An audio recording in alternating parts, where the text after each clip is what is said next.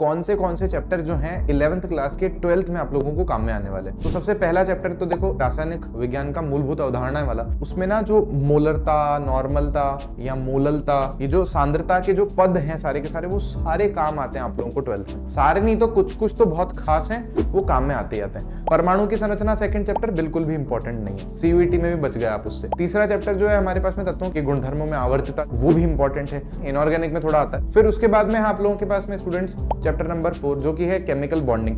तो chemical bonding भी कुछ खास काम नहीं आता, ईमानदारी से बता रहा हूं। जो थोड़ा बहुत कहीं काम आएगा तो वो मैं आप लोगों को बता दूंगा। और फिर उसके बाद में चैप्टर 5 हमारे पास में ये रहा आपके पीछे, ऊष्मागतिकी, कहीं पर भी काम में नहीं आता। इवन साम्यावस्था वाला जो चैप्टर है उसमें से 1-2 टॉपिक्स काम में आते हैं, तो वो भी आपको बहुत विशेष 12वीं के लिए याद नहीं रखना। तो वो 1-2 टॉपिक्स तो मैं वैसे भी आप लोगों को वहां पर करा दूंगा। उसके बाद में है रिडॉक्स अभिक्रिया वाला जो चैप्टर है। अब रिडॉक्स उपचयन और अपचयन है, थोड़ा बहुत काम आता है उसमें। जो एक आध टॉपिक्स दे रखे हैं, जैसे उसमें एक हमारे पास में मानक अपचयन विभव वाला पूरा का पूरा टॉपिक है, या जो स्टैंडर्ड हाइड्रोजन इलेक्ट्रोड वाला पूरा का पूरा टॉपिक है, वो 12th में वापस आता है। तो वो तो खैर वापस पढ़ाऊंगा ही, मतलब उसको अच्छे से पढ़ा हुआ होना चाहिए। रिडॉक्स वाले चैप्टर के बाद में हमारे पास में कौन से चैप्टर है? एक तो है आप लोगों के पास में जीओसी, जनरल ऑर्गेनिक केमिस्ट्री, बहुत इंपॉर्टेंट है। 12th क्लास में ऑर्गेनिक केमिस्ट्री में नामकरण वगैरह सारे जो होते हैं वो सारे वहीं से ही, आधार तो वही है पूरा का पूरा। और फिर लास्ट एक चैप्टर है आप लोगों के पास में हाइड्रोकार्बन। हाइड्रोकार्बन वाला चैप्टर भी 12th क्लास के लिए इंपॉर्टेंट है। तो मैंने आप लोगों को मोटा मोटा बता दिया इंपॉर्टेंट चैप्टर्स कौन से। एक बार मैं वापस फटाक से रिवाइज कर देता हूँ। चैप्टर 1 का लास्ट पोर्शन इंपॉर्टेंट है, जहां पर सांद्रता के पद हैं। चैप्टर 2 बिल्कुल भी इंपॉर्टेंट नहीं है 12th के लिए। चैप्टर 3 वो भी